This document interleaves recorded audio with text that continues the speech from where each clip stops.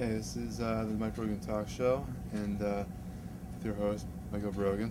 And today I will be interviewing the librarian of North Reading High School, Miss McGill. Hi, how are you? Hey, Mike. Hi. So, tell me, so how long have you been a librarian? Librarian. This is my 7th year. I haven't always been a school librarian. I started out a public librarian, so a few years doing that. But this is my 5th year as a school librarian. So, how did you get interested in being a librarian? Well, when I was living in New York, I tutored. I did a lot of tutoring. I was a special ed teacher before I was a librarian. So I did a lot of tutoring of students, and often we'd meet at the library. And that's how I figured out, I mean, New York public libraries and Brooklyn public libraries are amazing, amazing places. They're almost like community centers. So I was always in the library, and I saw all the different things that were going on, and it was very different from the libraries when I was little, where you just went and got books, and here they had game nights, and there were computers, and there was researching, and they showed movies, and there was so much happening. And I started talking to the librarians, and I just realized that libraries are great places to be, and if that could be my job, I'd be pretty happy. So I hear that here in North Reading High School, you have this this club called the AV Club. Yeah, it's new this year. The AV Club is something we do with NORCAM, and it's a way to get the word out about all the amazing things that NORCAM has to offer. And students get the chance to use great equipment and are able to access all the expertise we have locally at NORCAM and learn how to use the editing equipment. And it's pretty cool. Are there any other clubs involved in the library? Well, we have an informal book club. The North Reading has a formal book club but it's often held before school or after school. So I noticed that a lot of students who wanted to be part of the book club couldn't, because there's so many things going on here between sports and drama and other clubs. So we started a very casual book club, and we meet during Power Block here. And it's nice. It's small, and everybody the group picks out books, and sometimes we have lunch. It's fun. So, I mean, what type of books do you have here? Oh, here? Everything. Like you can see back here, this is selection of books that I just actually got in the mail. I just unpacked them yesterday. And so you can see we have fiction, we have graphic novels, we have short stories, we have history, mysteries, science fiction. We've got just pretty much everything. I love science fiction. You love science fiction, and you love graphic novels too. You love the comic books too. Yeah. Yeah, well, we have a nice selection of both of those. Yeah, so science fiction, that's pretty good. Yeah, we have an excellent science fiction collection. What do you like most about being a librarian? I think especially as a school librarian, I love that I'm not restricted to one subject. I get in a single day I might have a class in here doing a history project, but then I've also got later on a science class doing genetics, and then we've got, like today we have students learning CPR, and it's so different, and I just a million different subjects, and I think that's what I like best. I can never get bored. It's impossible. So, I mean, what kind of books do you read personally? Oh, personally, I read, my favorite books always end up being books that friends recommend to me. even if I look at a book and I say, oh, I don't know, it doesn't look that good, if a friend tells me that they loved it and I like it, I'll give it a shot. I get some great recommendations from Kate, the YA librarian at the Public Library in Flint. So that's good. I always try and go with books that friends recommend me. So to me, those are my favorites. That's very nice. And then on my own, I like science fiction too. I especially like dystopias. So books like The Hunger Games, and I just read a great one called Shipbreaker. And those are my favorites. Yeah. Well, believe it or not, I'm kind of a Star Wars geek myself. Oh yeah. Yeah. So how do you like being in North Reading? Oh, I like it. I like North Reading a lot. I think I'm pretty lucky to have ended up here.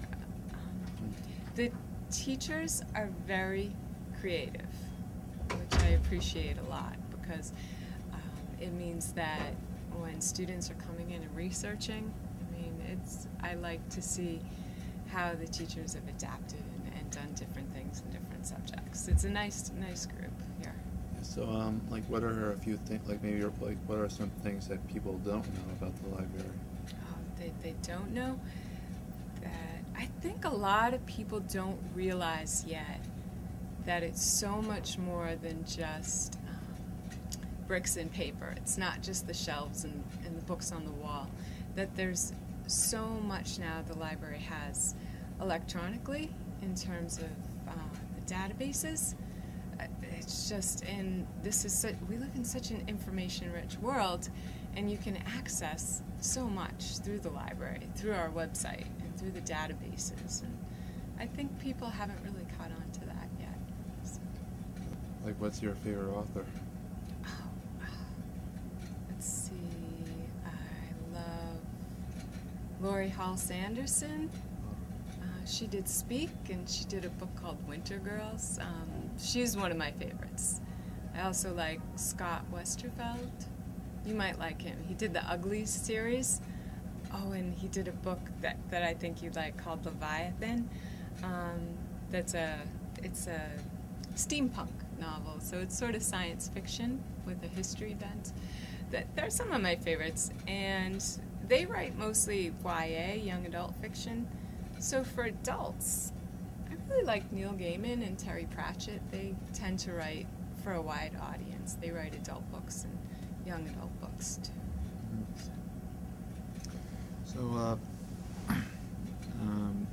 do you have, aside from North Reading Library, is there a specific kind of library that you like?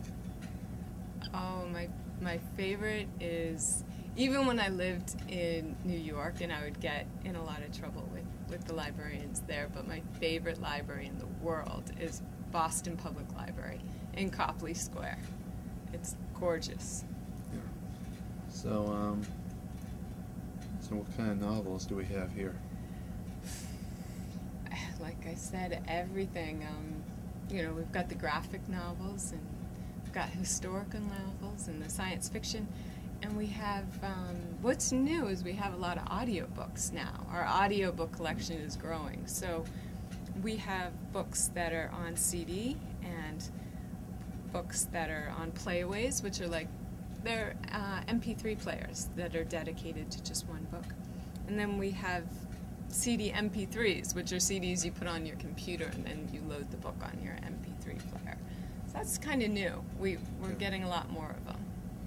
Yeah. So for being a librarian, what are some of the hard parts about being a librarian? Because every job is not too easy.